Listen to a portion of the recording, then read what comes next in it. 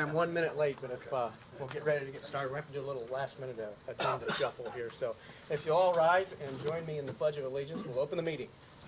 I pledge allegiance to the flag of the United States of America and to the republic for which it stands, one nation, under God, indivisible, with liberty and justice for all.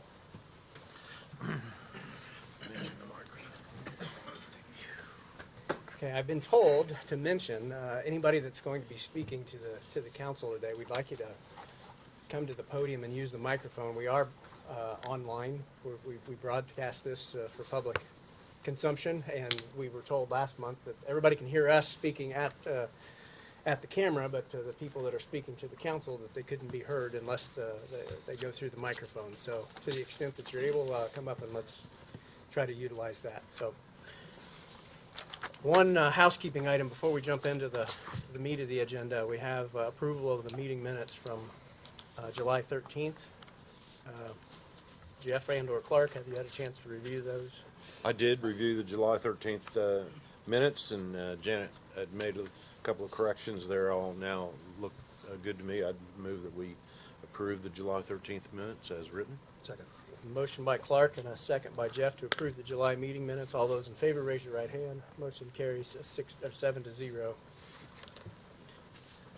The next item on the agenda is our normal community corrections report, but Brett this morning had to be at court at 9 o'clock, and so he was unable to make that report. I'm not sure if he'll pop down later or not, but and Nancy has submitted her report. You should have received it in your packet to review. We continue to have a very strong year on the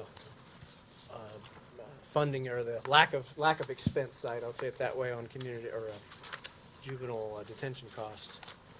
So with that being said, this is where the shift's going to happen, and I've spoken to Heidi, and I'm going to move the discussion that we have regarding our approval of the Kirkland Public Library resolution. You have that in your packet. We talked a little bit about it with Heidi last month, and so she's got some supporters with her here today, lots of moral support, but I'm going to turn it over to you, and if there's anything you'd like to say before we consider, and I know you've got some financial advisors and professionals with you, anything that you'd like to bring to our attention prior to the consideration of the resolution. You might just talk a little bit, I know you mentioned it last month, but there's not a lot of detail in the resolution about what is actually happening in the project, and so maybe you can talk a little bit about what you hope to accomplish with the bonds that you hope to issue. Okay. My name is Heidi Turner. I'm the director of the Kirkland Library. I've been there since 2004. And when I came on, I took over the debt that we will end this year. And so since then, of course, in almost 20 years, we've had some issues arise, roofing issues, concrete sidewalk issues. The front of the library, I don't know if you've been by the Kirkland Library lately, but the front of the library needs some major attention. And since it is on the National Register of Historic Places, we want to really make our building look as nice as it can be. If you've noticed, Kirkland has done some really fantastic updating, and with the sidewalks and the cobblestone, and it just looks beautiful downtown. And so we want the library to continue to match what we're doing as a community. So the outside of the building needs issues, the windows, paint. Like I said, the front of the building it needs some repair. We also have some roof issues. We've had some leaking in the last several years, and so when it leaks, we've had some plaster issues, and so these are just all repairs that we've just deferred due to cost, and hoping that we could raise the funds for it. Parking issues, new carpet, 20 years of wear and tear on carpet. Yeah. So. Our HVAC systems, we have 4 systems, and 1 we've replaced, and the other 3 will probably need to see updating and replacement soon. And we also have an elevator in the building that needs some repair as well. We are handicap accessible, but the talk of putting electronic doors on, and so just basically repairs. We're not wanting to build a wing or go, there's really nowhere for us to go except up. And but I think that the library serves such a great need in our community, and we just need these repairs. So now I'm going to turn it over to Brent Haubiger with Baker Tilly, He is, we're working with him and the financial advisors, and he can give you kind of Yep. more information. Thank you. Thanks. Good morning. Well, as Heidi mentioned, I'm Brent Habeger, and I'm with Baker Tilly. You have a packet in front of you here today, and I'll just kind of walk through that packet with you. And if you have any questions, please let me know. The reason the library is in front of you here today is because in the state of Indiana, in order for a library to issue debt, they have to report to their fiscal body. The county council is the fiscal body for the library. One thing that I want to be sure you take away from here today is that this debt that the library is considering issuing is not debt of the county. Right. This is debt of the library. They will levy the tax. It'll be in their name. It'll count towards their debt capacity, and it'll in no way affect the county's ability to issue debt moving forward with the county's capacity. They're separate entities, but you are their reporting fiscal body for the debt. So you make the decision on whether it can proceed forward or not. And that has to do with the library being, it's not an elected position. The board's a non-elected position, so this is an elected board that is representing the library for their fiscal body. So that's an important factor. As we turn to the first page here, we'll take a look at the library's current outstanding debt, and we're showing 3 years of historical debt, with 2021 being the final year in payments for their current debt. So these bonds were issued in 2001, and they had a 20-year repayment. And annually, the library has been paying right around between $65,000 and $70,000 a year annual payments. This next page you'll see is a chart of the library's existing debt, the current outstanding 2001 bonds.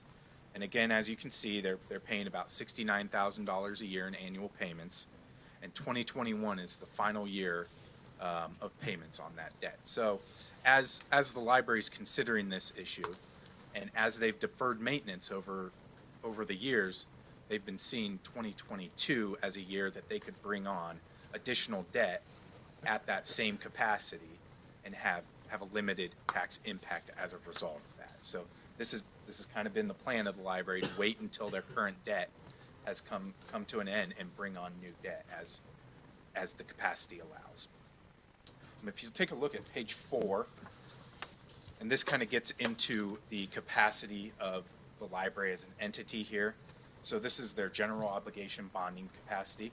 And in the state of Indiana, that's represented by the net assessed value. So it's the net assessed value of the library, which is around $75 million, divided by 3, multiplied by 2%. And if there were some lawyers here today, they could get into why that is in the state statute. I believe it has something to do with canals back in like 1803, but it's been in there for a long time. And this is how entities get to their general obligation bonding capacity. You can see that the library currently has about $500,000 of capacity to issue debt in their name. Moving on to slide 5 here, we have a summary of the proposed bonds that the library is looking at. So they're looking at a borrowing amount of $500,000. Now in your resolution packet, you'll see that we have placed $550,000 as the maximum. But what they're really looking at based on the project is $500,000. It's a repayment term of 9 years and 2 months, with an estimated total interest expense of $74,300. The incremental debt service fund impact for the library is right at 4.3 cents. And that's over the 2021 tax rate. We also have shown, for illustrative purposes, the impact over 2019 rate, which would actually be a decrease in the tax rate of about 1.5 cents. So the library's tax rate does not stay completely even based on annual payments, because there's multiple factors. So NAV can grow or decline, and that's going to affect the tax rate. And then there's also laws concerning cash balance and how much cash balance they can have on hand. So over the past 2 years, the libraries had to use cash on hand because their debt has been coming to an end. They used the cash on hand in their debt service fund instead of levying for the full amount. So the past 2 years, the debt service tax rate has seen a decrease. And I think once you take a look at this next page, what I'm saying might make a little bit more sense. So on this next page, you'll see this chart here, and you have the gray bars, which represent the 2001 bonds, and you have the blue shaded bars, which will represent the 2021 bonds, which begin repayment in 2022.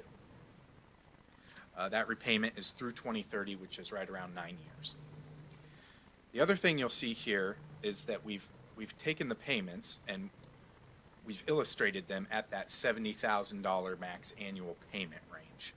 So in 2019 through 2021, the library's annual payments were at right around $69,000, and in 22 through 30, we're going to keep payments at that same level. Now, with adjustments in AV and cash balance, you can also have a little bit of fluctuation in the tax rate.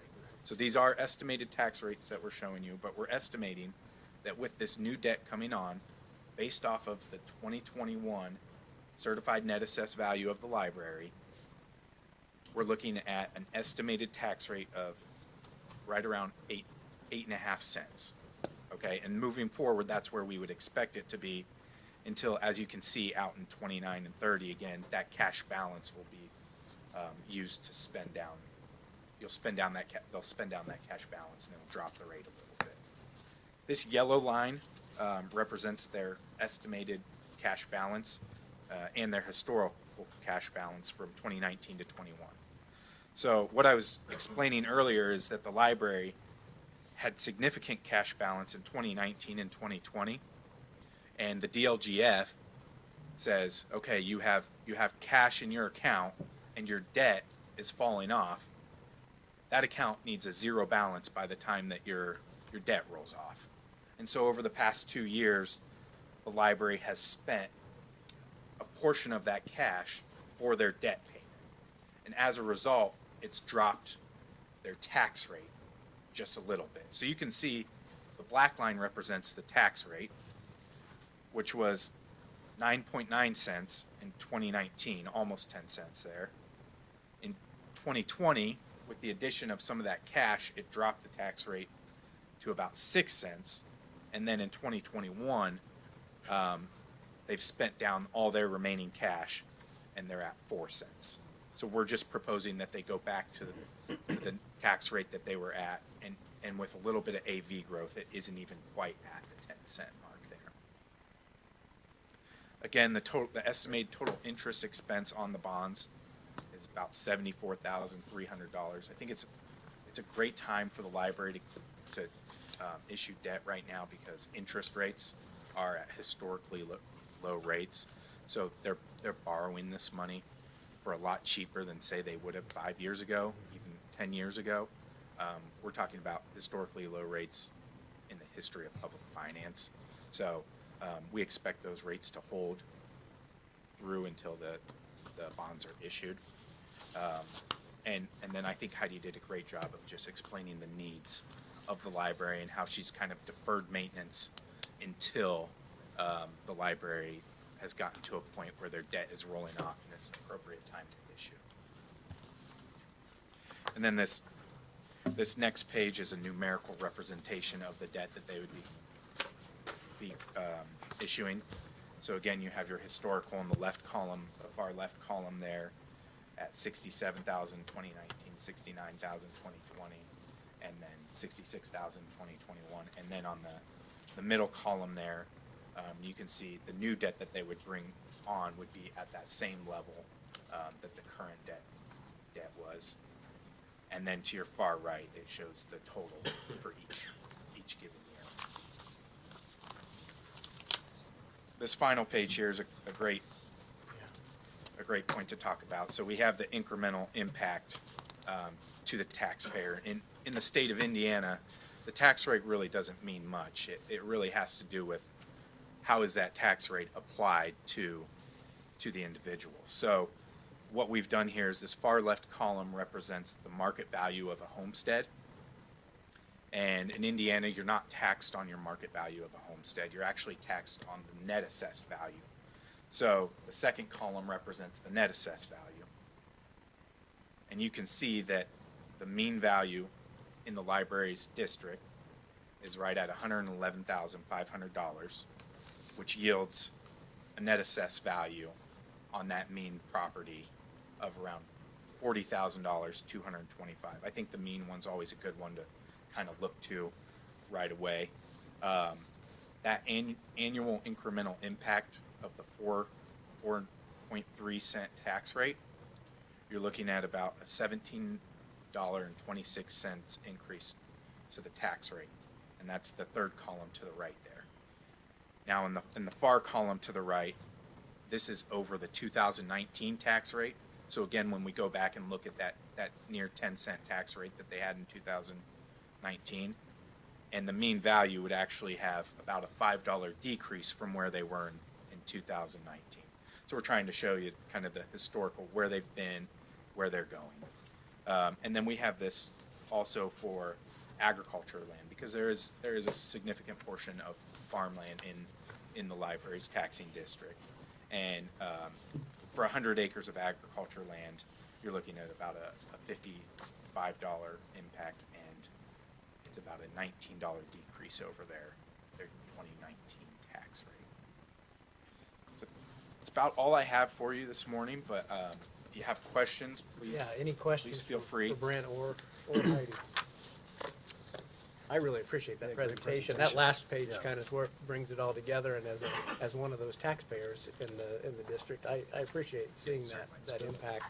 Kudos to you and the board for the way you proactively manage this. This is really well done on how you're handling this. I think it's just perfect. So, yes, sir. I'd say the same thing as Alan said there, but on the resolution, it's asking for 550,000. Yes, Everything in here says 500,000.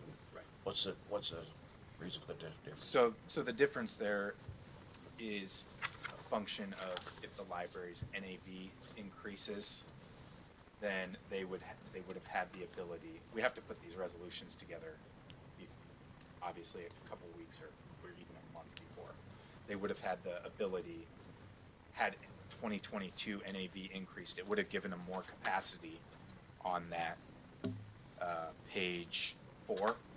So their bonding capacity could have increased maybe to 505,000, 510,000, and they might have looked at maybe bonding that additional amount.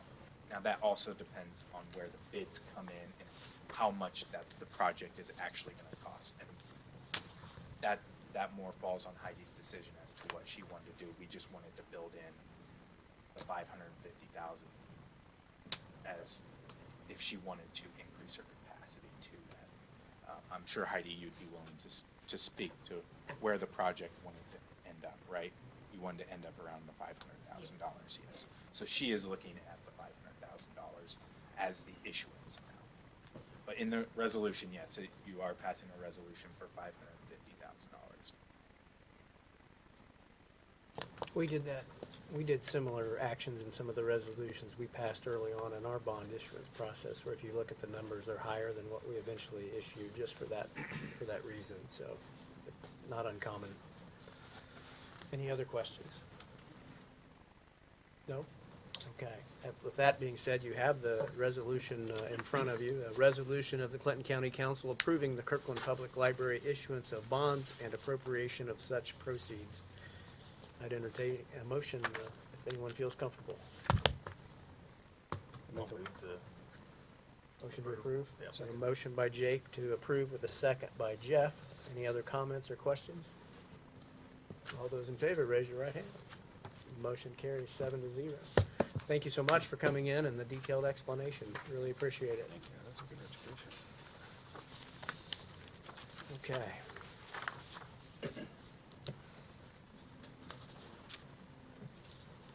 All right, the next item, as we kind of go back to to the schedule here. At the 9:15 mark, you'll notice we have Envoy, who's y'all all here now. Okay, great. We have Rich Taylor from Envoy, and they came last week and spoke to the commissioners, and so they're going to catch us up with what the commissioners have already learned. This is with regard to the topic of build, operate, transfer, which is a different way to do procurement than the regular bid process that we're all kind of accustomed to in public governance.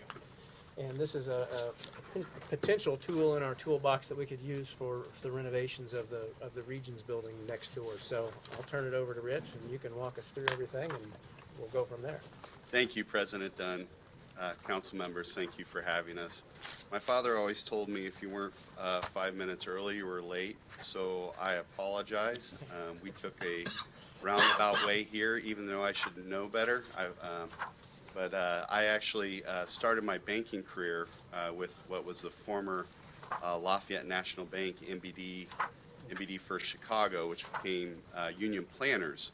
And so I worked and managed that building for Rita when she was gone on a regular basis. So I was very familiar with the building and very familiar with Frankfurt. So I started my career, was an 18-year banker prior to getting into this. So that sort of leads to this project delivery method. I'm also on a public board and am faced with decisions related to public projects just like you are. And this procurement, I believe, which I'll demystify today, provides what we're always looking for, which is certainty. Certainty on price, certainty on the project being completed on time and on budget. Many times we use the process which is design, bid, build, which you design the project, you put it out to bid, and at the end of the day, you hope the numbers come in to your budget. Build, operate, transfer is a public-private delivery method. It's the most private way you can deliver a public project. And it's authorized to communities like Clinton County through Indiana Code 5-23. Now, I'm not an attorney, and I don't pretend to be one, so I brought one just in case. I brought Adam Collins here. He's a partner at Wallach and Summers and Haas, and he was the former deputy mayor of economic development for the city of Indianapolis and implemented build, operate, transfer from the owner's side of the table. So he's very familiar with helping communities from our side of the table, but also the owner's side of the table. Now, let's run through, before we get into too much detail, about the BOT process, just so I can frame out how this process works.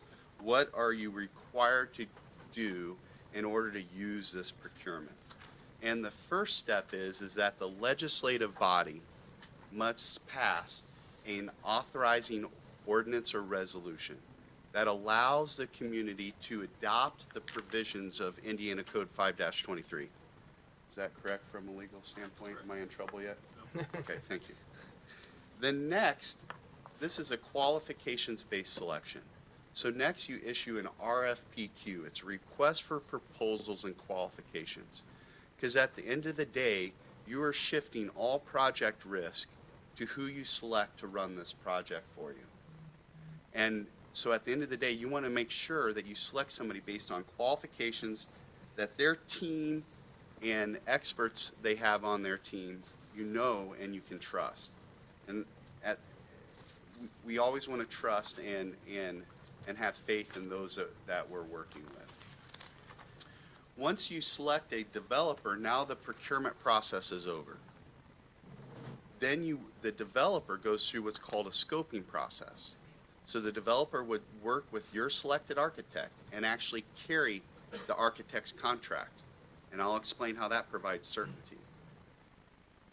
The developer then goes through a scoping process to design the project to your needs and wishes, and at the end of the scoping process provides what's called a guaranteed maximum price, a guaranteed budget that developer is at risk with no change orders to deliver that project at that budget.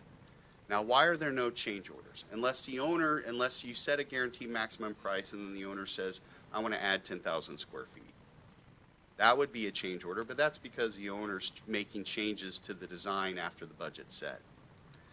The reason why there are no change orders is because a developer is holding your architect's contract. And change orders arise from what's called scope gap.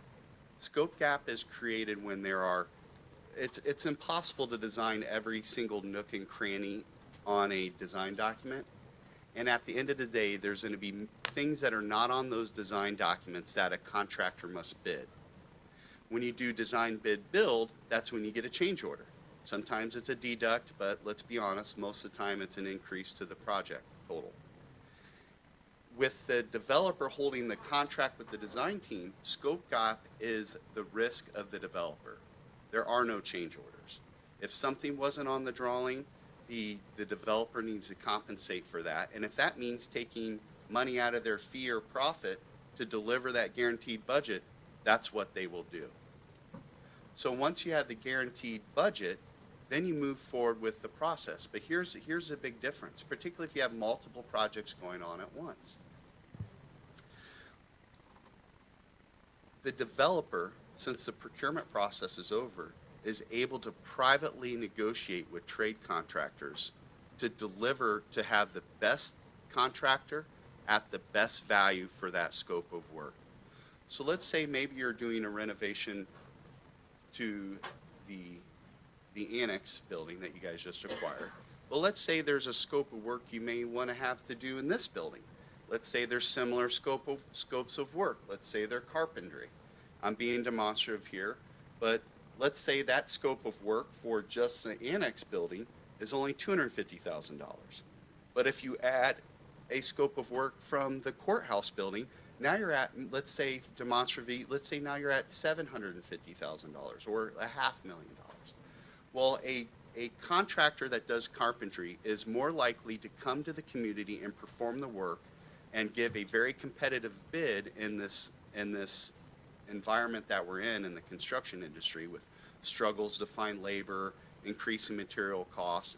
They're going to more likely travel to do a scope of work that is $500,000 versus $250,000. They're also going to price it more competitively, the larger scope of work. That ability for the developer to privately negotiate with the trades provides a lot of certainty and ensures that you have the right contractor. You know, in the design bid build process, at the end of the day, as long as they're responsive and responsible, you could be stuck with a contractor that maybe can't perform the scope of work for the time and the cost that they originally bid the scope of work at. This provides certainty. Certainty for you guys as the owner that you know you're going to get the project at the cost that you agreed upon. There's many other benefits to build, operate, transfer. Let's go back to contractors again.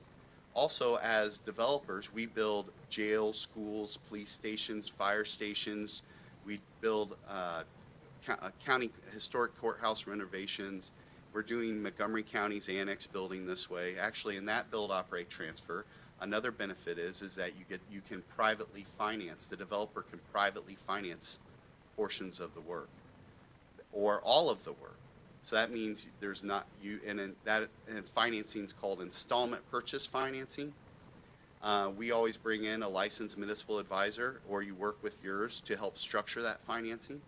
But that financing does not have a levy associated with it, so it does not increase your tax rate, and the debt service comes out of your general budget. So that's another benefit of build, operate, transfer, is that the developer can privately finance the work or portions of the work, so which you don't have to go out and bond and possibly increase taxes.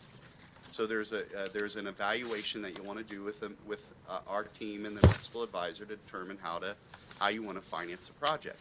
You can publicly finance it through a lease rental bond or other bonding mechanism. The financing is just a benefit of the delivery method. The financing is not required. You can publicly finance the work. And many times depending on how long you intend to finance it, many times that can be the best way to finance it. But the private financing is another arrow in the quiver of build, operate, transfer to help you deliver a private project. That is a brief overview of the process. Let's talk about a couple other benefits, again, going back to contractors. Contractors, there are many great contractors that won't bid public work. They're very quality contractors. They perform great work, but at the end of the day, they're not going to post a bid bond and hope that they're the lowest responsive and responsible on bid day. So there's a lot of other great contractors you can bring to the table through build, operate, transfer, because they know that they're going to have a scope of work that they're going to be able to privately negotiate to get that scope of work within the county's budget. You're getting the best value at a guaranteed price, and that's another benefit. The other thing that you may be faced with the annex is the public procurement process of furniture, fixture, and equipment can be onerous. The build, operate, transfer delivery method allows the developer to privately procure furniture, fixtures, and equipment. So, which can be a benefit. Through the public procurement process, there's always a premium that government pays when they want to procure something. With the private industry, many times there's not that premium. And we can directly negotiate with manufacturers or furniture manufacturers or distributors to get that furniture or fixtures or equipment at a better price. Those are some of the major benefits of the delivery method. I didn't know if you, Adam, if you wanted to talk specifically about any procurement items, and then we did provide some information about some of our history and some of our other delivery methods and project history. At the end of the day, what we want to provide is we want to provide certainty. We want to provide a project that is designed, that meets design and meets your needs, working with your design team, and providing certainty on budget and timeline. And in today's environment, with today's construction costs and the traditional procurement methods, we are not seeing that certainty. And after speaking with commissioners, it seemed like certainty, budget certainty, and certainty on when it's going to be delivered are high on your guys' priority list. So I hope that provided some feedback and some background information for you guys. Adam? Yeah, and Councilors Adam Collins, Wallach, Summers, and Haas. As Rich said, I spent some time on the municipal side, so I just have some experience with large public projects and how they're procured. And I think benefits for me when I look back, what we did at the time, what we've done since then, are really a couple. One is, one throat to choke. And so this idea of when you look at a large development project, you've got designers, contractors, you're constantly relying upon the owner to constantly kind of handle the issues as it relates to disputes. So how do we find one person who's responsible who we can go to and say, this is your problem, not ours? And so that's where we think this mechanism, having a developer, having a fully integrated model that allows them to press down on the designer when there's a design issue and the contractor when there's a contract issue, takes a lot of responsibility and kind of aggravation, if you will, off of the municipality's hand, the county's hands. The other thing I think is just important to kind of quantify, we have looked, and this information's a little old, but in my experience, it probably doesn't change. In the early 2000s to mid 20-teens, I guess we'd call it, the average cost of a public project in central Indiana had change orders of about 12%. And so that's when it was designed in a traditional, design, bid, build method. So the question, when you look at it here, having that budget certainty gives you the opportunity to, again, take some of that risk, take it off the county's plate, push it back to the developer. So you know what you're getting, you know what you'll pay, and ultimately, I think for most of us, when we look at, municipalities, very rarely do we get a rebate, right? Like, it always sounds great, but very rarely does it happen. So that ability to look, know, plan, understand what your maximum kind of budget allocation will have to be over a period of time has a lot of qualitative value in the position. Some people are concerned that if they're getting a guaranteed price, do they lose control of the design? Are some of the feedback, some concerns that they have, or do they, or is that guaranteed price then be inflated? We always we typically, unless we're setting, if we're setting our guaranteed budget at what's called construction document level of design, we provide what's called shared savings. So let me give you an example of that. In Montgomery County, they wanted to acquire a senior living facility to turn into their annex. We worked with the commissioners to privately acquire that real estate. We privately acquired it for about $90,000 less than the list price. So they didn't have to go through the resolution, the average of 2 appraisals, and then who knows what the landowner would want when you're trying to acquire it as a government entity. I don't know why owners sometimes get very proud of their property and think that the government's made of money when they're offered to purchase their property, not knowing that they're limited to the average of 2 appraisals. And then at the end of the day, it's typically their tax dollars that is going to acquire the property. So why would they want them to pay such a premium? But we acquired that property, and then we privately financed the acquisition, the design, and the construction. And then they'll have a jail bond that's falling off in '23 that then they'll do a lease rental bond and take out our financing. That way they could keep their levy flat and not increase their taxes. But to go back to the shared savings concept, we set a guaranteed max price at what they were willing to eventually take out with bonding. And at that guaranteed max price, we agreed to share savings. They decided to go to procure the FF&E publicly. Well, they went through that process, and then they saw, oh my gosh, this is a significant premium for our FF&E acquisition for the furniture, et cetera. Well, we had found that at the construction document level, and after we got under contract with our subcontractors, that we had about a $250,000 savings, okay? Well, some developers may say, oh, well, that's just additional money in our pocketbook. And we said, no. You guys are struggling with being able to publicly procure your FF&E. Why don't you take some of that out of the public procurement, and then we'll privately use that savings to procure your FF&E for you. So we shared that savings with Montgomery County so they could use that additional monies to procure their FF&E.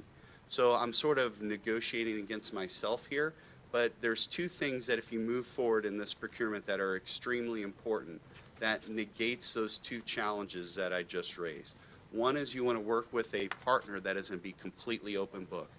As a 30-year construction manager as advisor, Envoy doesn't know how to proceed without sharing every little detail in a packet of 40 documents each month that shows every single penny that we spent and our trade contracts. You want complete transparency.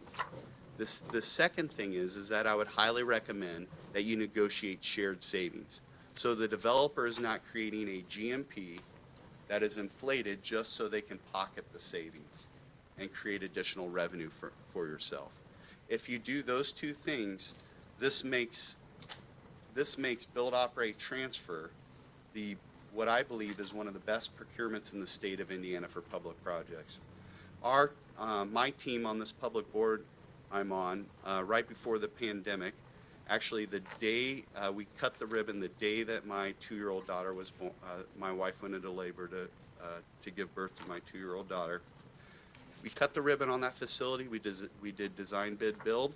We were over 10% over budget, and we had 74 change orders.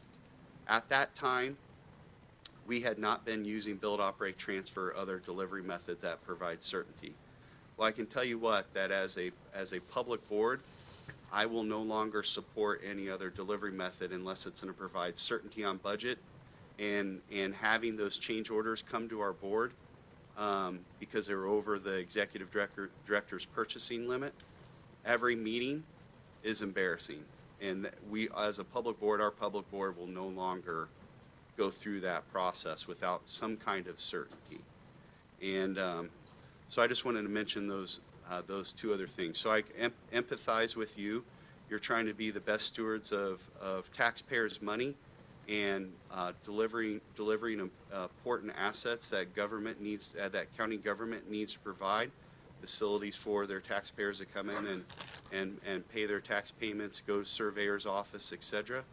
And I hope that some of the information I provided today provides an alternative to help you guys accomplish your goals.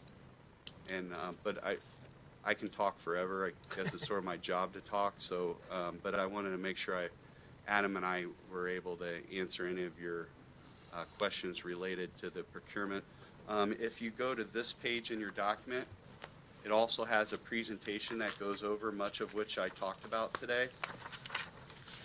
Of course, we had to hand you our propaganda, right? So I apologize, but if we're not marketing our company, I wouldn't be doing my job. Sure. But this section here talks about some of the benefits and goes into a little bit more detail about the flexibility, risk transfer, and cost reduction for the delivery method.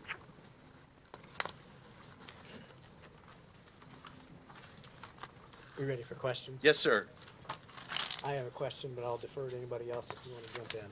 Go ahead. Okay, so you covered, as I listen and perceive it, it sounds like we focused a lot on the build part of Yes. build, operate, transfer. Yes. What I'm having difficulty processing is the transfer part. Yes, sir. So in your example that you talked about in Montgomery County, you acquired the property. Yep. For the privately acquired the property, and that makes sense. It would have to be transferred to the county at some point. Mhm. We own the property Mhm. that would be renovated. I don't understand what's getting transferred, and can you elaborate on that? Since it's a legal question, I'll have the attorney answer. Yeah, so in transfer, really what we're talking about is the improvements. And, Okay. a lot of times we think of it as a cake and there can be a variety of different layers to this particular cake. So, land is one, design is one, new improvements, renovations, those are all kind of slices of what the improvements are considered. So there are two ways that it's traditionally happened. One way was if the developer's acquiring the site on behalf of the unit of government, they'll acquire the site, complete the building, we'll turn it over. There, I think historically was some thought that, units of government would hand the site over and then get it back. Mhm. Frankly, Yeah, I that wondered about required a lot of, Yeah.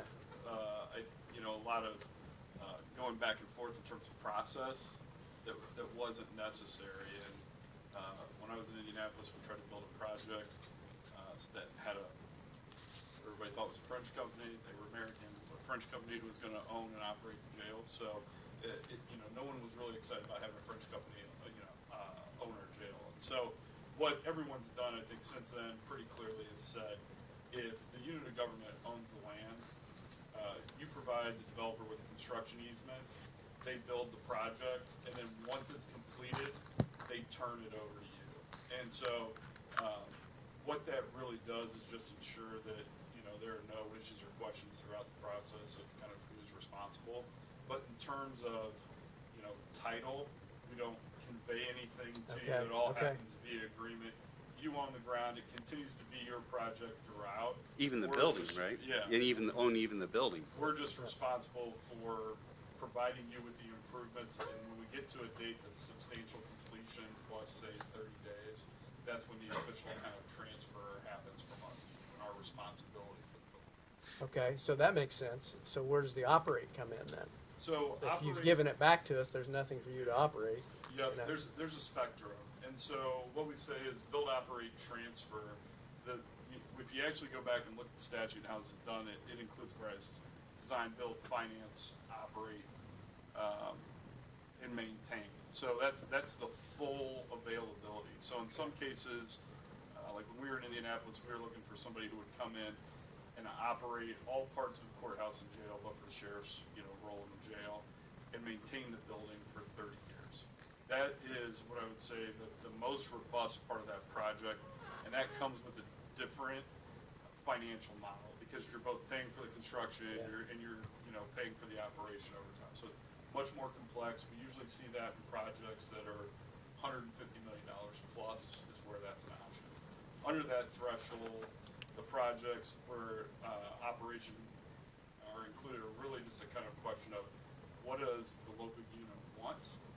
And so in some cases that can be, we typically see a minimum of 30 days to comply with the statute. So we'll operate for 30 days. Now, what that operation means, it's similar to a triple net lease, we pass everything through. So that is kind of what I'd say on the other end of the spectrum is the lowest piece. But we have seen some communities where they say, if it's a parking garage, we want you to operate the parking equipment. We'll go contract with a third-party parking operator, you know, does some parking, who will come in and manage all that equipment.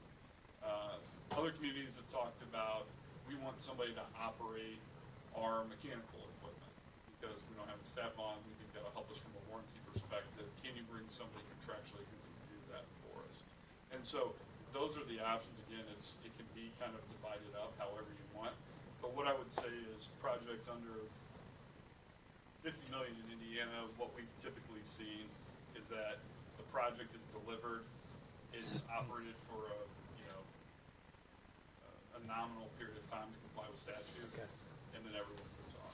And- Not a requirement. And so when we think about this practically, right, the developer's not really operating it, but based on what the legal agreements Yeah. say, right, there's things that need to be in place to meet statutory requirements, but functionally, it's no different than any other project, right? When somebody builds a project for you, there is an occupancy, a substantial completion and occupancy period, right? And then that's when you take over, that's when you enter, you reside in the building and you're using the building. And then, there's always the warranty period, right? You want to make sure that you have somebody like Envoy or what have you that sticks around, year after the fact and is doing warranty walkthroughs for you, because there could be latent defects or workmanship or what have you from a contractor that we need to make sure gets corrected.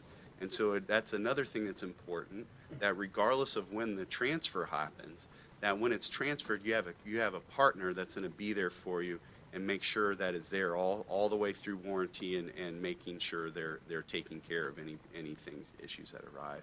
So when people think build, operate, transfer, they think that you have to do each of the components.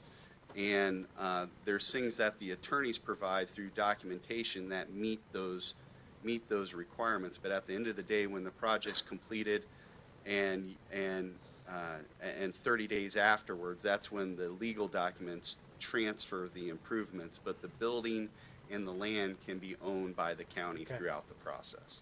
That's what I wanted to know. Thank you. Yes, sir. Thank you. What's the typical length of the warranties? Thank you. Are they different kinds? You can, so for instance, we're doing the Carmel Police Station and Judicial Center Annex. It's about a $38 million project. That's build, operate, transfer, but it's really just design, build, operate, and there's no financing, and there will be a transfer. There, they requested a 2-year warranty. Typically, warranties are 1 year. If you request a 2-year warranty, you're going to have material suppliers and contractors that may charge may increase their costs related to that. But it's standard to see a 1 to now we're seeing 2-year warranty. You just have to evaluate the additional cost on materials and systems versus the benefit of the additional year warranty. It's almost like going to Best Buy. When you buy an iPad, do you buy the extended, or if you're buying a whole new entertainment system, maybe you might, right? So it's just a value proposition you got to evaluate.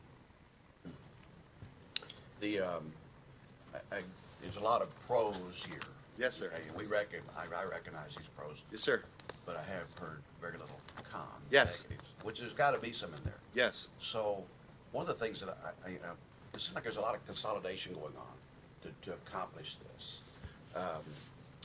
And that puts a lot in responsibility under the one roof. Mm-hmm. And one of the things I'm when I think of this project, is something like this, is that, you know, in order to get that best price, right?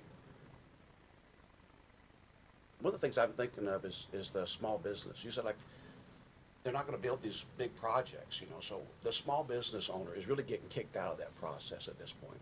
Can you address that? Yeah, actually, because of the private negotiation with trade contractors, the county can direct and request that local contractors are used. Now they have to, so actually it opens it up for local contractors because they don't have to post a bid bond. Maybe they don't chase public work because of some of the requirements of public work. We can actually directly negotiate and work with the local trade contractor to get the scope of work, as long as they have the ability to perform quality work and the financial ability as well.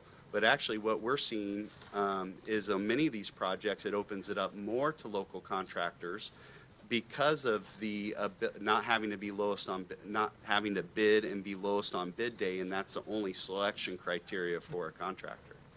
I would say the two biggest negatives that we hear in the market about this delivery method is, one, if the developer has a design contract, some developers are taking the position that once they have that design contract, if an owner possibly wants something in the project, they feel like they can say no, or they do not want that design element in the project.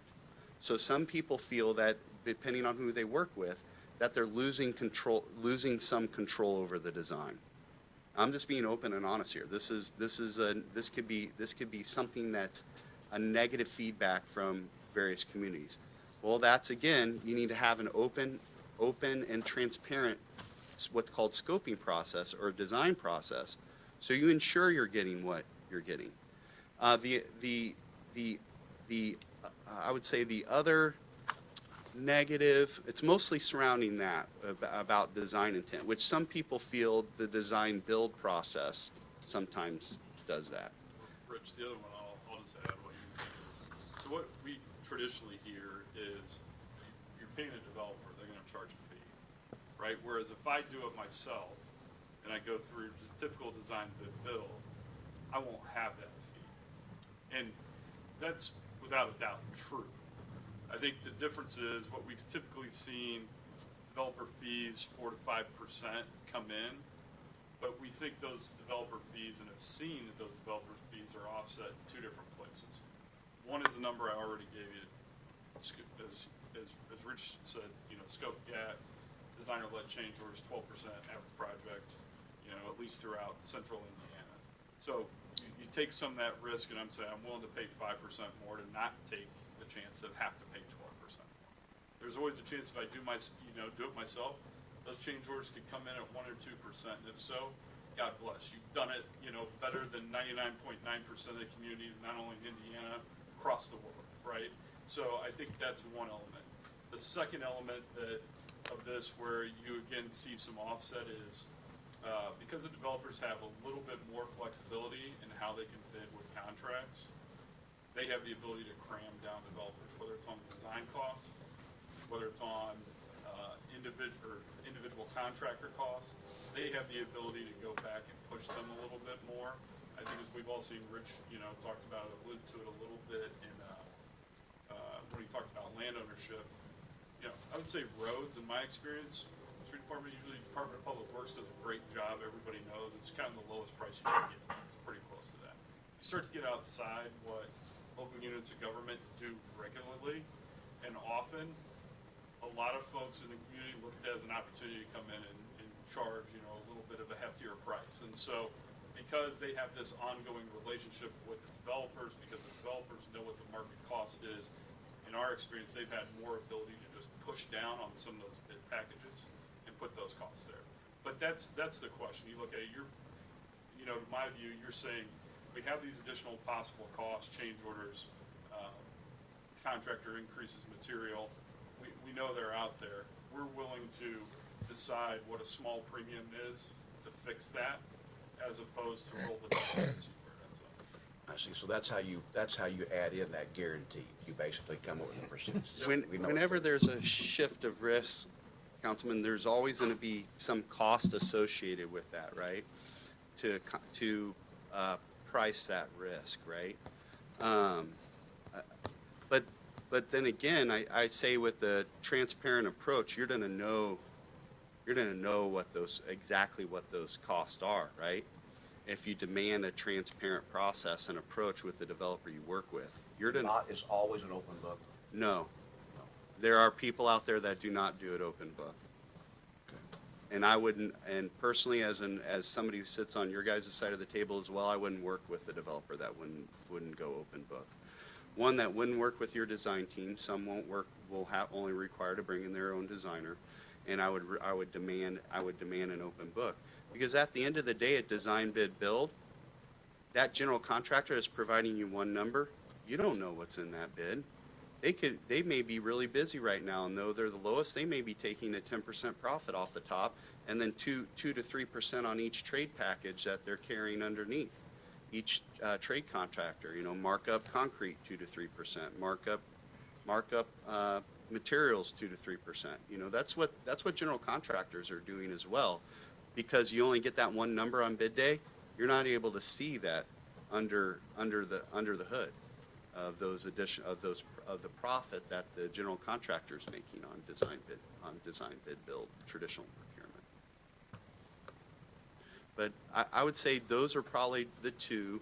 Also, what can happen is in a non-open book process, and we've seen this, is let's say the design intent was to have a solid wooden door like that. And that solid, I'm being demonstrative, I don't know actually the cost, so don't hold me to it if you know the door costs more than this. But let's say that door cost $1,000 per door, okay? Some developers, what they would do is they would say, okay, that's the door they want, but I can find a hollow core door if it's not specifically specified, and that's $300 a door, and I'm going to pocket the $700 per door difference that's going to come in under GMP. Well, if you have an open book process, that's going to equate to a savings, and you're going to know what that's happening. So the two solutions that I provided within the process, that the way that we proceed, sort of offsets those possible concerns by an owner. One is that open book approach. But to go back to your loss of control, first point you made, can you make that change going from a solid door to a hollow door without anybody on our side saying, yeah, we're okay with that? Not with an open book approach if that's how we agree to proceed. So there is basically the scoping process takes you all the way to construction document level of design, to where everything, just like you would design bid build a project, is specified within the documents. Okay. If there are deviations from that design intent in an open book process, that conversation takes place with the owner. Okay.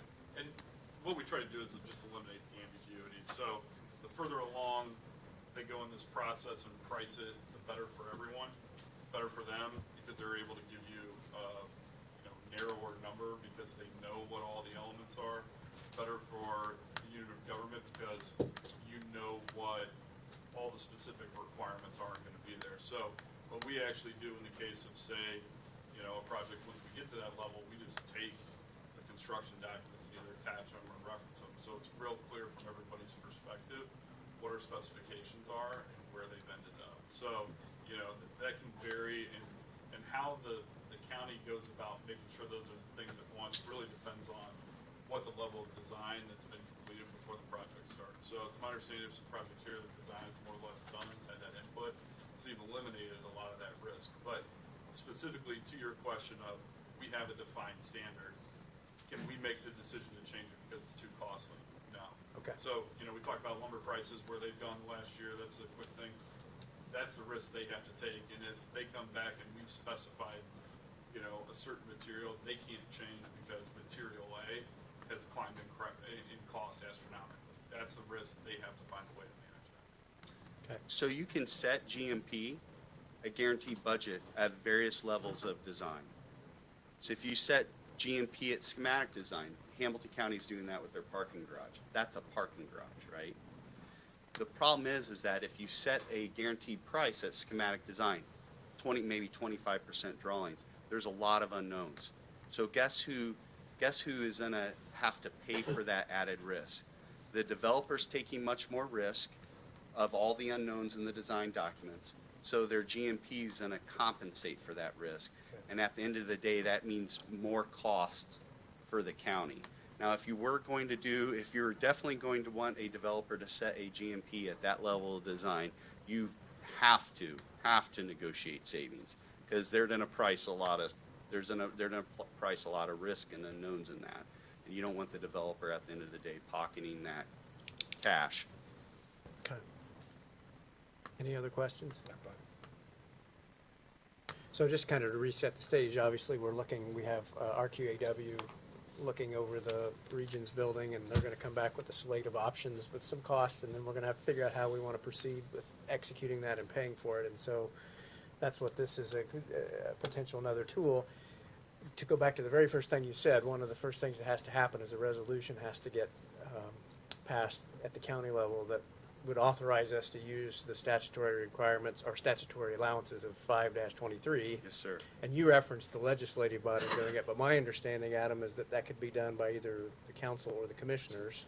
Yeah, so typically where we see done is at the commissioner level, is where that's done. And I've had conversations with commissioners and with Josh in particular, Commissioner President, and he would prefer, I think, in this instance, and I agree with him, that the council pass that resolution, if for no other reason than to show, the commissioners are gonna show their support for it by executing being the owner of the property and going, that would give the council a way to show our agreement and unanimity in moving forward with the BOT process. So part of the reason I wanted to make sure we got this presentation today is if that resolution comes to us soon, that you knew what we were doing and felt comfortable with what we were doing and set the stage for that action. But at the moment, there's nothing we need to do. This was informational only. We need to wait for some numbers. I haven't seen numbers yet with regard to, and I'm not, Jordan, do you know whether there are, maybe Mark, do we have any numbers yet with regard to the Regions building? Okay. Okay. And you've selected a good design team. We're working with RQAW now on the Montgomery County Annex, and we're actually working with them on 2 build, operate, transfer projects. So they're very familiar with the process, and we work very collaboratively with them. We work with many different design teams, but them in particular we've worked with on build, operate, transfer. Okay. If there's no other questions, I'll thank you for your time and for Thank making you, it up President here. Dunn. Thank you very much. And council members, if anybody has any questions at all, before you leave today, I'll provide my cell phone number. I'd be happy to meet with you individually or take phone calls, whatever you need. We want to serve as a resource. So we really appreciate and honored for the opportunity to present today. Thank you again Thank you for very making much. the Do you trip. have a business card? Yes, sir. Thanks. Yes, sir. Okay. All right. Good stuff.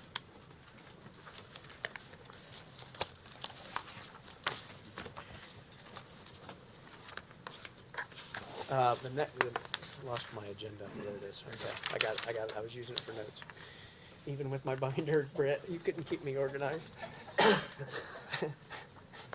Okay, the next item under new business was the interlocal agreements, and I had a text message here from Josh. He is on his way. He had another appointment this morning, and he wanted to be here for that particular topic, and will be here momentarily. So I'm gonna hold that one off for just a moment until he arrives.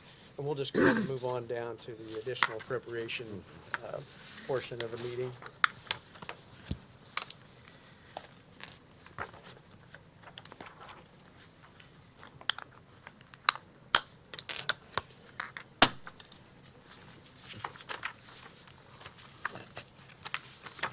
Okay.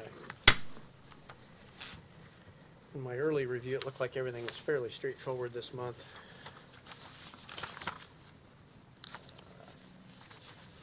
Bear with me here. Okay. Starting with the county general fund. We got a couple of items here that are actual additional appropriations from the cash balance for things we've talked about. One of those, well, let me get this one out of the way. So we have had some donations, continue to have donations come in for the EMA training facility, and those total $20,967.61. Really, really happy and excited about that level of public support for this project. $2,500 Clinton County Farm Bureau, $1,500 Clinton County Fire Chiefs Association, $6,967.61 from Good Oil, and $10,000 from the Center Township trustee. Really appreciate that. The two that I was thinking of, we've got the coroner facility, the morgue facility that we've talked about a lot here in the last couple of meetings. This is the official appropriation of that money. Ed mentioned to us last month about going out getting some more bids. We have gotten some better bids, but in the effort of, kind of ironically talking about cost overruns for projects, we were building in a little cushion here, so we were putting in the amount of what the previous higher bids had been, $68,000. And then kind of cleaning up a loose end that's kind of been hanging out there for a little while. I apologize to Tim that this has gone longer than it should have, just simply because I hadn't done the agenda list. $27,771.25. That's to finish the IT work at the Board of Health facility. When we moved in there, we had to do some work for our part of that building, and ACCS completed that, and we need to get caught up on paying them for that work. And I think that is, that's all of the ones from the general fund. From the Parkview Homes Gift Funds, we had someone donate $100 for the benefit of the residents of the homes. We appropriate that to the gifts fund. Cume Cap Development, so first expenses with regard to the Regions building, the RQAW invoice for that review and the beginning of the design, I believe, $25,999. That we put out, because that is clearly for a capital project, is advertised from Cume Cap. Mark, I may have you speak to this one. We got $20,000 from Cume Courthouse for courthouse boiler maintenance. I know you and I have talked a little bit about that, but can you maybe give us a quick update there on what? Is that the request that Marcia sent for Yeah. more money? Yeah, to pay for boiler repair maintenance, says we'll have 2 more quarterly invoices this year. Yeah, I'm not sure what all that's for, so we're looking into it, but I know we will need more maintenance. Well, I know we have some issues going on with the boilers. Yeah. And we depleted that line item. I mean, we have a line item in the budget, and we've already gone through it. Yes. I'm not sure why we went through it, and I'm not sure what they're doing when they're here, so I'm looking into maybe another company or getting more detailed information on the boilers here. Do we have those invoices already in hand, or are we anticipating that they're gonna continue to come as they have been? Yeah. We have one now that we haven't paid yet. That I know of. And do we need to have that money to pay that? I guess what I'm saying is I don't necessarily just wanna put $20,000 in there as a blank check when we don't know what's going on here. You want her to go get it? I'll go get it. Well, I guess I just wanna know if we've already depleted it and we still have an invoice in your stack. There's a little bit left in there, but not, I don't think there's enough to pay the bill I've got, Okay. Okay. but I don't think we need 20,000. Yeah, I'm wondering if Mark, would you be okay if we did something smaller to get? Yeah, I'm okay with that.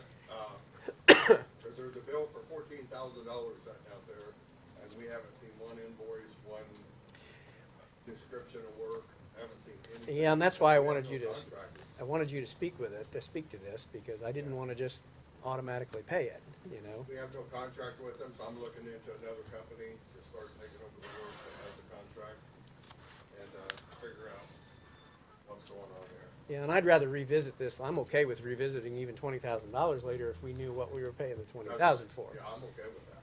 Marcia, do you know approximately how much you would need? 5 to do it? I'm not sure. I can go find out. Yeah, maybe check on that, and we'll try to narrow this down. So you might set that Cume Courthouse one aside. We'll come back to that one. From the Sex and Violent Offender Administration Fund, $2,200 for office furniture. from Adult Probation Administration, we have, looks like several of them, and I believe if they are all total up to this $1,998.54, but they're, again, they're Trex receipts, so these would be monies that have been withheld from people that owe the county money, owe probation money that is withheld from their tax refunds. That's what the Trex program is, so let's see, a $390.44, $265.89 for several of them. $240.92, $615.02, $486.27. I believe that totals up to the, I did check the math last night, and it does. okay, so $1,998.54. I love that program. That's money we would have never gotten before had we not had joined that, so. Drainage maintenance, we've got a few different items here. These are, again, monies that have been paid to Clinton County. Oftentimes, they're as a result of monies that we share a regulated drain with another county, but we are the administrator for that drain. And the other counties give us money on a periodic basis after their tax collections. $912.50 for the Hagen drain, $1,675.12 for the Leslie Johnson drain, $413 from the Arborguet Young drain. I think that's it for that. So totaling $3,062. So we're taking that money from other sources, putting it into the appropriate drain fund line item.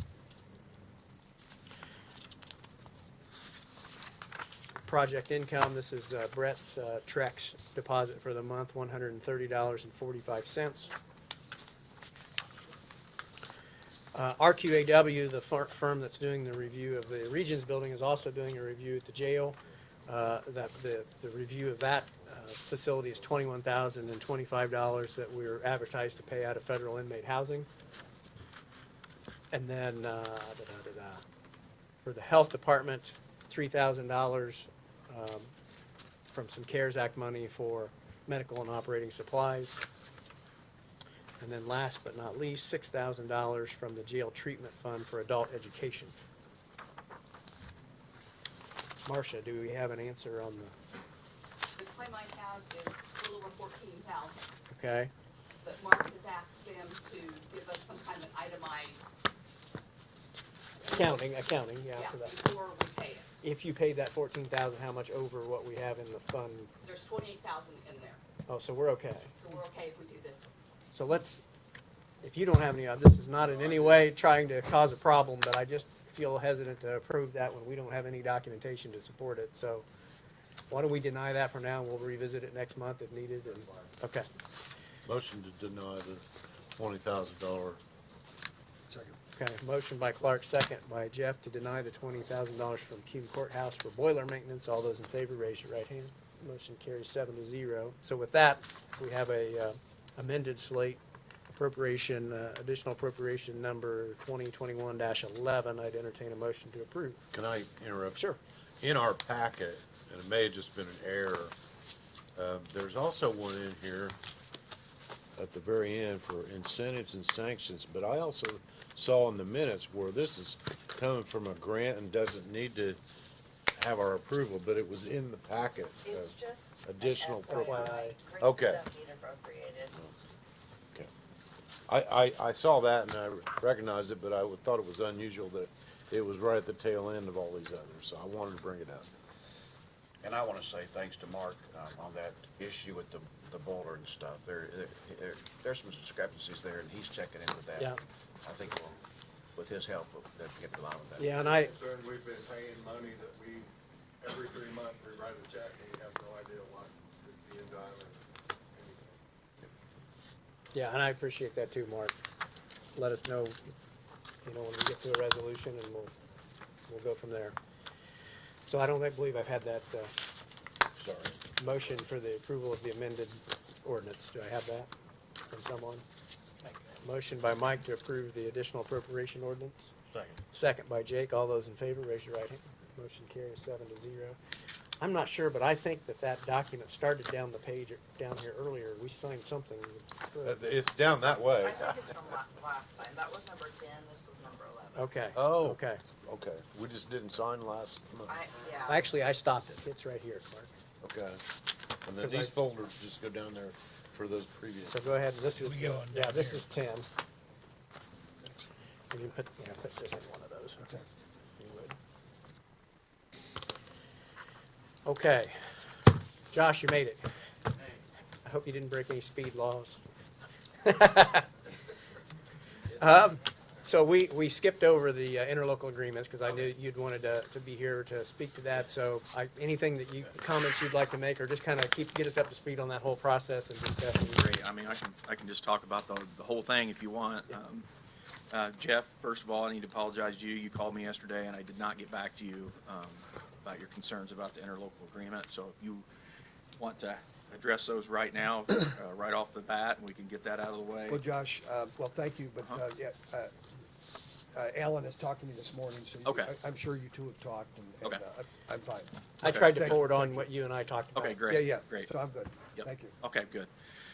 So as you know, you've got in front of you, ones from Sugar Creek, Kirkland, and Forest Townships, interlocal agreements where they're making a one-time donation to the EMS facility to help us out, to fund that.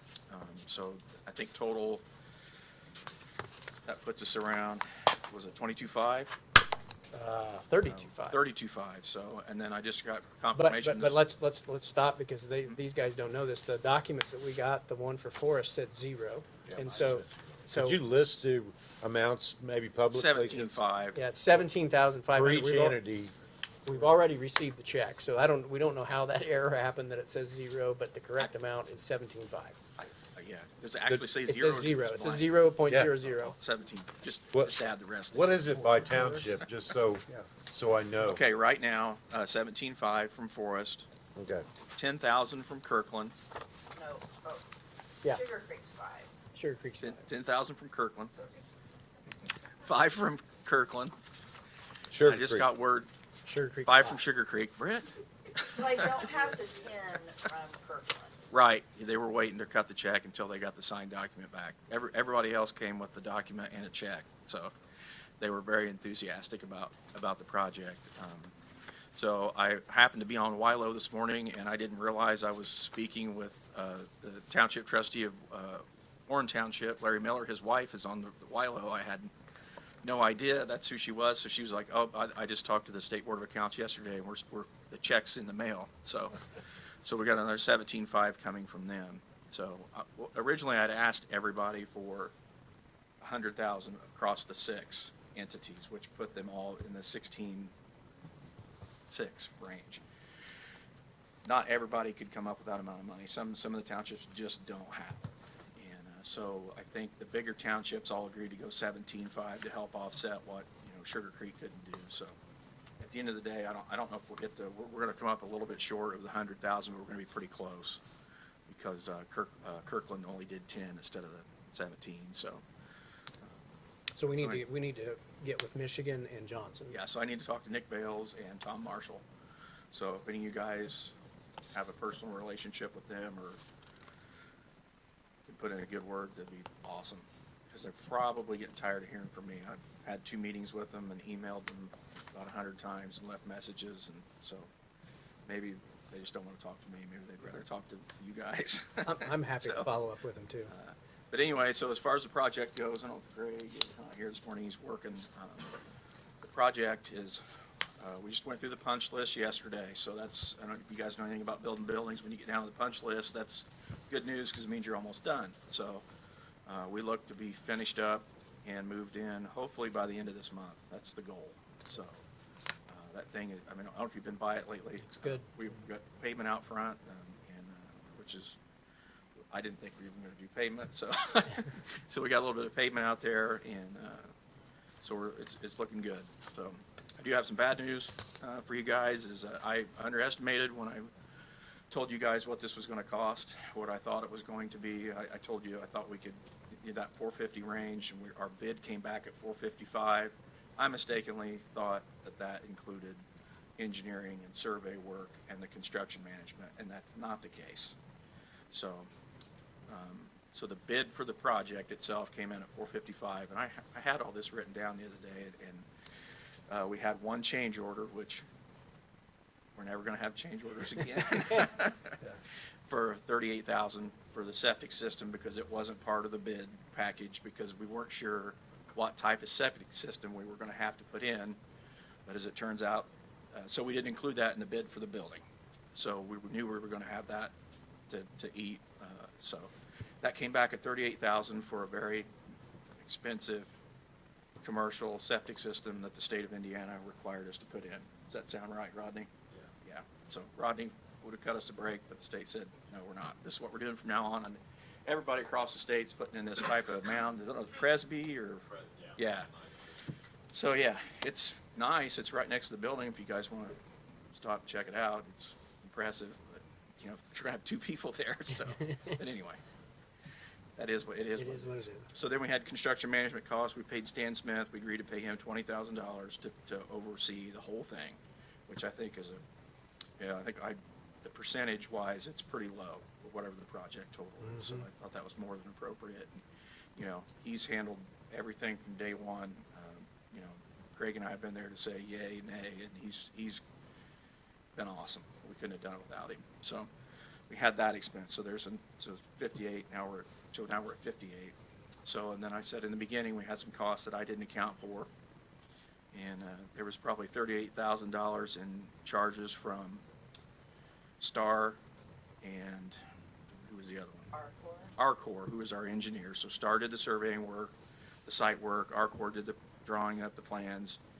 And so we had that, and I'm assuming we're done paying them, but we could still have some outstanding there. So anyway, before this morning, I figured we were going to be about $75,000 short. Is that assuming that the other townships pay? That's assuming that nobody paid. Okay, anything else. okay. So if we get all the township to pay, you know, if we can get 317.5s, that's going to shorten that gap tremendously. So I know that's probably not what you guys were wanting to hear, and that nobody ever wants to hear that, you know, but that's on me. I didn't explain it right, and I got confused, so nobody's to blame for that but me. But, you know, if you keep things in perspective, you know, we've been able to accomplish a lot in the last 5 years. I mean, we've got 3 new buildings for EMS. We've got, you know, we've probably spent less than, by the time we're done, we'll have less than $3 million in that total. We've got a brand new hospital for an investment of $5 million, you know. And so we've been able to accomplish all of those things for less than what some folks are paying for a single building or a single facility. So, you know, I said it the other day, nobody, and I'm biased, and I'm not trying to pat myself on the back or these guys, or, you know, but I'm patting you guys on the back because we've been able to accomplish more with less than anybody else around us. I mean, I dare you to find somebody that's done more for less money. So, like I said, I hate coming to you and telling you I need another $75,000, but hopefully it's only Yeah, you know, yeah. 20. Well, thanks for the update. Yeah. I hope so. Kind of a administrative question, Brett. So do we need to come back and appropriate these contributions into that EMS line item so that it can be used to pay the bills that we have? So it seemed like we need to settle all this up next month then, right? So we need to probably put That'd be fine. we need to get those other townships lined Oh, up and yeah. hopefully get their money in so that we can appropriate it for use. So it has to be appropriated even though it goes in that line item. Okay. Well, yeah, so all we've just received it into the county, we haven't put it in the Gotcha. line item, right? Yeah, Makes sense. Okay. so, What other questions can I answer? Did you say you got another 17.5 this morning? So you're Yeah. at 50 now? Or no, that's the What did we say, 32? 32.5? Now, Yeah. so we're at 50. So for 40, yeah, okay, all right. Right? Good. yeah. that's Yeah, right. yeah. A lot of numbers, sorry. Okay, good. So in theory, we could have another 35. Correct. Okay. So we would be, yeah, we'd be needing to come up with 25-ish if everybody Yeah. else put their money in the pot. But you know, it's unfortunate, but if it worked out this way, but still the benefit of this is gonna outweigh whatever we invested in. I don't know if you guys have seen the maps or not, I can forward them to you. The amount of calls on the east side of county are far more significant than even I had thought, and, you know. Greg forwarded those to me, and I apologize. I had intended to send those to the rest of the council, and I just haven't done it yet. But I've got those dot plots of where the calls Plots. are. It is pretty eye-opening. Yeah, so, and right now, you know, 54% of our calls and, you know, they don't come back to Frankfurt. We're going to outside facilities. So the majority of the time, our ambulances are going elsewhere, and the reason for that is that by state law, paramedics have to take a patient to the closest, most appropriate facility, and that's not always, you know, our facility here in Frankfurt. It's not, you know, it's not a knock on anything, but, you know, if you're having a heart attack, you need to go to the heart center, or, you know, if it's a trauma case, you need to go to a level 1 trauma center, and that's in Lafayette. So this is going to be even more important to have things spaced out more strategically. Josh, do Yeah. you mind if you would explain that billing process that you and I talked about? Sure. With you, Okay, yeah. the It's great, time yes. delay? So billing occurs once the run has been made. We fill out the report, and just as soon as we fill out the report, it goes to Acumed. Acumed takes that, and they send a bill. So they tried 3 times to collect. They don't have any luck, it goes to a collection agency, and if they don't have any luck, then eventually it gets picked up by either like the Trex program, or we have the other company, Malcon, who's Malcon's operating like 2 years ago. They're going through all the things, all the scraps left over from a couple years ago, trying to pick up any pieces Yeah. that are left. Okay. So that process takes approximately 6 months. So recently, we renegotiated our contract with IU Health, and they asked to shorten that time period. Initially, when you and I and Jeff Zay and Greg Miller sat down, and we had 180 days. Yeah. And after we didn't get anything after 180 Right. days, then we got the We got to kick it to them. standard rate. We'd kick it to IU. They gave us a Guaranteed minimum. Guaranteed minimum was like $176, which was just enough to cover manpower and insurance and fuel and that kind of thing. So what we found now is that by them asking to shorten that time period to 150 days, which I understand because of their budgetary, I don't know how their budgets work, but that was the reason that Kelly gave us, was that she just couldn't handle that with that amount of time. Well, now that it's, our process is taking us past the 150, we don't get the chance to send it over to IU to get paid back. It has to be within that 150 days, which is the way we reworded it. So we need to go back and renegotiate on how that works. And that's typically for the transfers portions, not the 911 calls. So, Great. but that's, both sides are billed the same way. But on the backstop only comes on the transfers from IU. Does that make sense? Yeah. So Great. it's a very long process, and the majority of our calls are Medicare, Medicaid.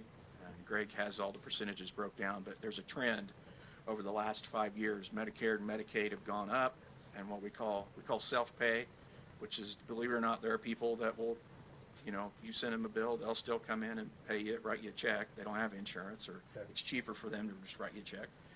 And that self-pay is down into the single digits, and insurance, which, like you and I have health insurance, that pay is way down. So everything's trending more towards Medicare and Medicaid, and if you've ever dealt with Medicare and Medicaid and the federal government, every year they come up with new criteria, and they want to pay less and less and less and less. So we could theoretically send them a bill for $1,500 for an ALS 911 call, and they could say, we'll give you $700. It's like going to Pawn Stars, best I can do is $700. So here's what you're going to get. Okay. So a lot of times it's, we're at the mercy of Medicare and Medicaid, and because of our population, demographic-wise, it's just where we're at. So we're finding it more and more difficult to collect, but we've been able to stay. I think on this year we're on par or on pace for 1.4 million in revenue right now.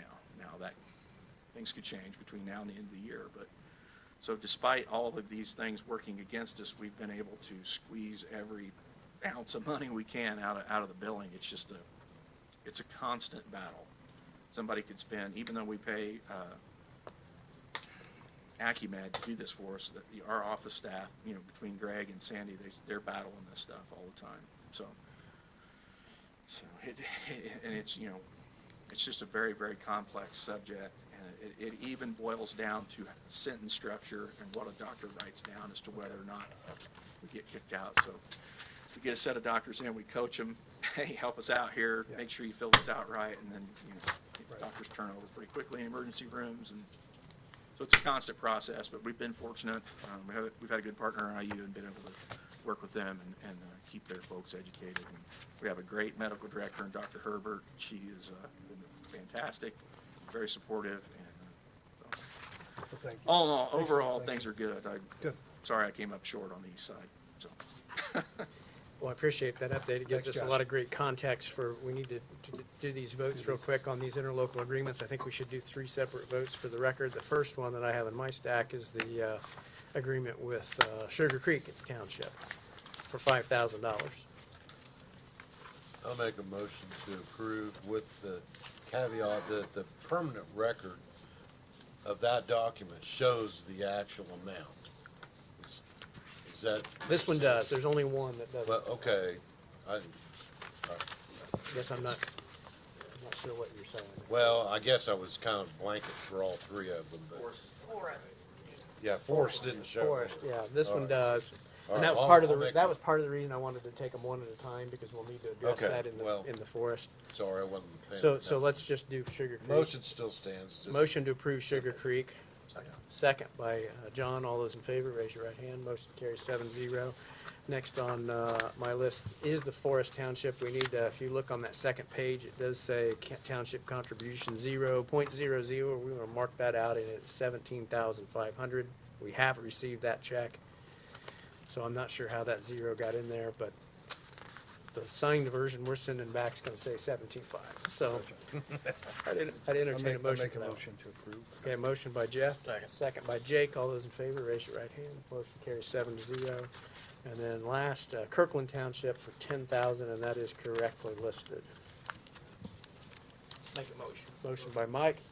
Second by Jake. All those in favor, right hand. Motion carries 7-0. All coming your way. I forgot we had one transfer that required our approval, so let me ask you to. It was for $2,500, Health Department from extra assistant to IT COVID support. Motion to approve. Motion by Clark, second by Mike. All those in favor, raise your right hand. Motion carries 7-0. I'm sorry that I let that one get by me. We do have another meeting advertised at 10:30, so we haven't done department heads, and we'll go through department heads, but I just ask that to the extent that you need time with the council, you try to be as brief as you can. So any department heads need to appear before the council. Liz, I know you had an update, yeah.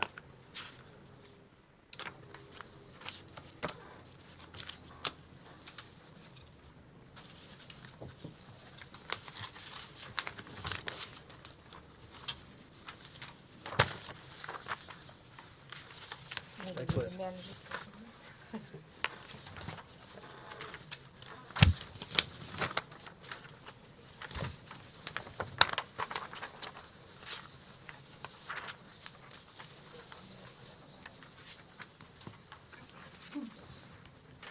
Okay, just a quick update, and I wasn't aware all 3 commissioners would be here, but you guys will be getting an update as well at your meeting on Monday, but this will kind of give you a heads up too.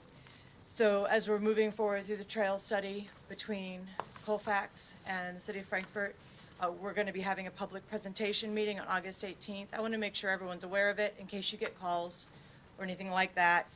We're going to be, the school, Clinton Prairie, is actually going to be emailing out this flyer.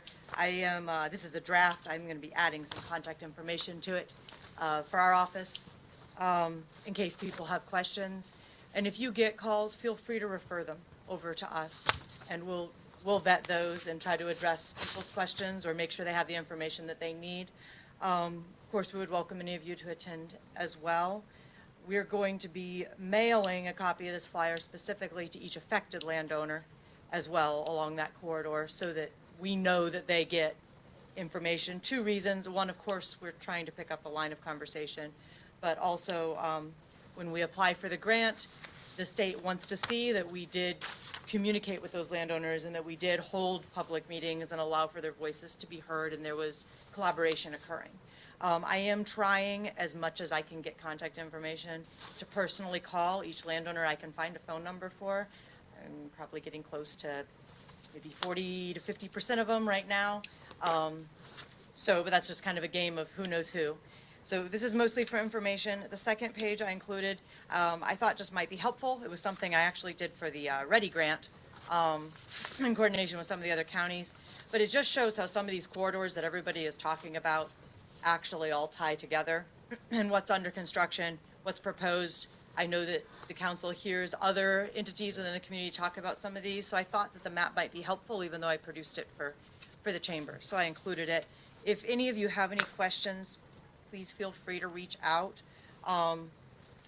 We may end up changing the name of the trail before this goes publicly. We've learned that was the Penn Central Crawfordsville secondary track, so we're kind of debating how to spin the railroad into that. But otherwise, I know you're rushed for time. That was the basics. If you have any questions for me, let me know. All right, thanks, Liz. Yeah, anxious to hear what kind of public response you get. Any other department? Yeah, Rich. Real quick, Sure. I've had a short conversation with Commissioner Brewer in regards to retiree insurance, and then there's a meeting coming up, so. Coming up. Thank you for touching base with me on that. And then, really, that's the only thing that we have. If you have any questions for me, just let me know. And I was aware of Mr. Prosecutor Somers' email this morning, and just like anything, we are as well shorthanded, but every day we spend time in those construction zones, and we haven't had a construction of this type in this area in a long time. So, different tactics, different things that we're going to try in the future, and that trying to address some of the questions that have been asked. Can we be at every stop sign, things like that? It's pretty darn difficult, but we are going to try the best that we can. Well, I drive the two 700 north, 800 north every day. I just wonder if posting some kind of speed limit would be of any advantage, rather than, everybody just drives like maniacs. Yes. And 700 has always been, going west from 39 has always been a high-speed area. And, so we address it, stop signs. How do we address stop signs? I think Mr. Campbell, maybe we need to, rumble strips, I don't know. So attention-wise, to have a patrol car in there, we're going to do more, do better as far as having patrol in the area. But we do have them every day up there on the different shifts. And obviously, there are other calls in the county that we address. So open to everything, and just give me a shout and let me know all opinions and thoughts are gathered on that, and we'll address it as best we can. So. Sheriff, I wanted to bring up one thing that you brought to my attention, and you're right, and we need to correct it, and that was a couple of months ago, and I think it was the meeting you did not attend. Right. We had a reimbursement of a grant that came out of the commissary fund. That was $11,000, Right. if I remember correctly, and at the time, we denied the putting that money back into the commissary fund, and the idea was that we were gonna keep it in the general fund to help offset some of the expenses. And we're still good with that. And, Yeah. but we can't do that. The grant terms require that it get reimbursed into the fund that it came out of, so we're gonna have to, and the sheriff brought that to my attention, and we've talked to Britt, and so we're gonna have to correct that. Next month, probably have an additional appropriation to put that money back into the commissary per the terms of the grant, and then the sheriff's offered to say, hey, he's not opposed to helping to that amount, but we need to do. Then we'll issue a check from commissary to cover that portion. Yeah, we just gotta do it right. What we agreed on. Yeah. Per the terms of the grant, so we're gonna, I think the intent, we can still get to what the intent was, we're gonna have to just do it a little more cumbersome way, I think. So we need to show that money going back into the account that it was originally pulled from, so. And that's, and then we would just issue a check out to cover the portion that We may even decide. find a new expense. I don't know. It doesn't even have to be, I mean, the amount, Whatever the case is, yeah, we'll yeah. take care of We'll it. play the, shell One game. other thing on awards, and this comes up, a few times a year for awards for sheriff's deputies that, from retirement to meritorious service, things like that. Do I need to address both commission and council for that? It was taken care of out of commissary. Just let me know if we need to do that. no, or it'd be not. just council and, Okay. I think, has it already done, or you're asking for it to do it? No, If- asking to do it. Well, yeah, just, no, so I'd need a motion to support that the sheriff could utilize, because it's outside of the enumerated uses, which requires the council to sign off. So that, is there a motion of support for allowing use of commissary funds for awards and recognition for the officers? I think Ron made that motion. Do I have a second? Yeah, a second by John. All those in favor, raise your right hand. A motion carries 7-0, so yeah. Thank you, sir. Appreciate it. And like anything else, just let me know. And, and just like I do, Clark, you're on that road all the time. We get up there, it is. And I'm hoping for the day that construction's completed. But with everything, I appreciate the council and commissioners on the hiring of the several officers that we have brought on here in the last month and in the future. So hopefully with the extra patrol, we'll get those shifts bolstered up and have more people available to handle calls and be in those areas. Thank you. Great, thank you. Rodney?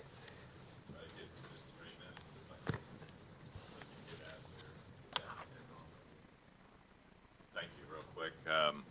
First of all, I think I made the announcement to the commissioners, but want to make sure the council is aware we are going to get twice as much money for the grant for testing continuation. We were looking at 50. We're going to get about 100,000 instead. So Good. that'll continue it on till midsummer if necessary. Testing's up significantly in the last week.